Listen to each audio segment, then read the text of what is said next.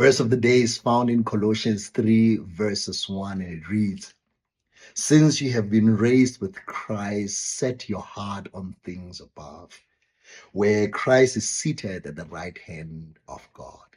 Apostle Paul writes this letter to the church in Colossae, who are inundated by false teachers telling them that they need to add their effort, their good works, religion, and rule keeping to the finished work of the cross in order for them to be saved.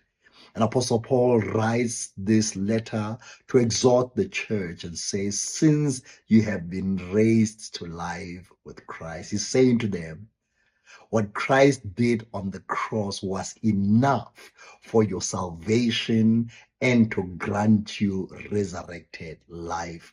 You don't have to add anything to the finished work of the cross. All you have to do is put your faith in Jesus Christ as the satisfactory atoning sacrifice for our salvation.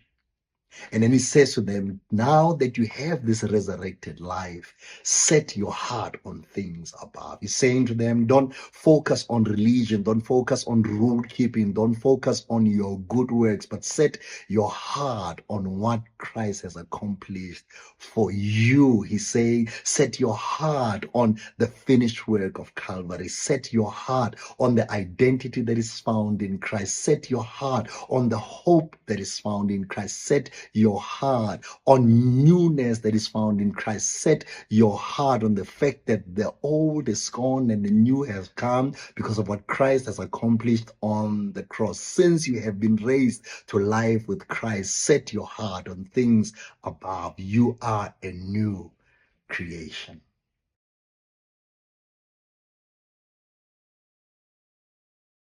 Following Jesus means joining his new humanity because their lives have now been joined to the risen Jesus' life. And this is why Paul challenges the Colossians to set their minds on things above, where the Messiah is seated or rules at God's right hand. Now, Paul doesn't mean here, think about how you'll one day leave earth and go to heaven.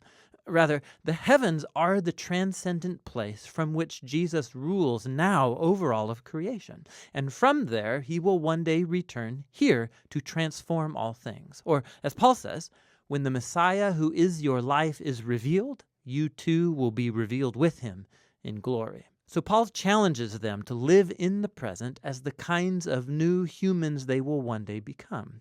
He uses the image of their old humanity, characterized by distorted sexuality and destructive speech.